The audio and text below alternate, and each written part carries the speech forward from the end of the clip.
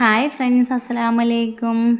ഞാനിന്നൊരു തോരൻ്റെ recipe ആയിട്ടാണ് വന്നിട്ടുള്ളത്. നമ്മളെ ഉള്ളിത്തണ്ടില്ലേ, അത് മുട്ടയൊക്കെ ചിക്കിയിട്ടുള്ളൊരു നല്ല ഹെൽത്തി ആയിട്ടുള്ള തോരനാണ് ഞാൻ റെഡിയാക്കുന്നത്. അതെങ്ങനെയാണെന്നൊന്ന് നോക്കാം.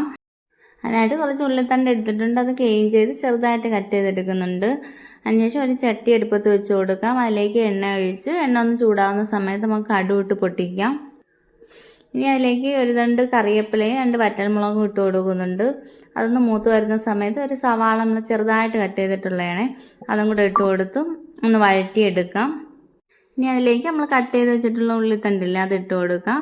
അതിനുശേഷം ആവശ്യത്തിന് ഉപ്പ് ഇട്ട് കൊടുത്ത് നന്നായിട്ടൊന്ന് മിക്സ് ആക്കിയതിന് ശേഷം അങ്ങ് അടച്ച് വെച്ച് വേവിച്ചെടുക്കാം. വെള്ളമൊന്നും ഒഴിക്കേണ്ട ആവശ്യമൊന്നുമില്ല കേട്ടോ, അത് വലിയ വേവും കാര്യങ്ങളൊന്നും ഉള്ളതല്ല. ഇപ്പോൾ ഉള്ളിത്തണ്ട് ഷോപ്പിൽ മാർക്കറ്റിലൊക്കെ കിട്ടുന്നുണ്ട് കേട്ടോ. എല്ലാവരും വാങ്ങിച്ചതുപോലെ ഒന്ന് ട്രൈ ചെയ്ത് നോക്കണം. ഇതങ്ങനെ എപ്പോഴും കിട്ടുന്നതല്ലല്ലോ, സീസൺ ആകുമ്പോൾ മാത്രമല്ലേ നമുക്ക് ഉള്ളിത്തണ്ട് കിട്ടത്തുള്ളൂ. അപ്പോൾ എല്ലാവരും വാങ്ങിച്ച് ഇതുപോലെ ഒന്ന് ട്രൈ ചെയ്ത് നോക്കണം കേട്ടോ, നല്ല ടേസ്റ്റാണിത്.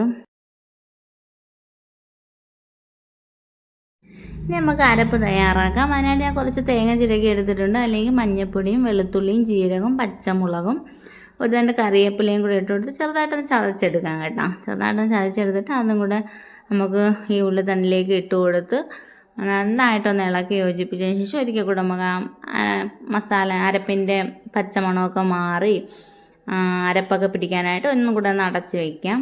നമ്മുടെ ആ ഉള്ളിത്തണ്ടില്ല, അതൊരു സൈഡിലോട്ട് നീക്കി വെച്ചതിന് ശേഷം നമുക്കൊരു മുട്ട പൊട്ടിച്ചൊഴിച്ച് കൊടുക്കാം. മുട്ട നിങ്ങളുടെ ആവശ്യത്തിന് 1 or 2 ഒക്കെ ചേർക്കാവുന്നതാണ്. മുട്ട പൊട്ടിച്ചൊഴിച്ച് കൊടുത്തതിന് ശേഷം ഞാൻ 1 മാത്രമേ ചേർത്തിട്ടുള്ളൂ കേട്ടോ. എന്നിട്ട് നന്നായിട്ടൊന്ന് ചിക്കി എടുക്കാം. ചിക്കി എടുത്തിട്ട് തോരനായിട്ട് യോജിപ്പിച്ച് എടുക്കാം.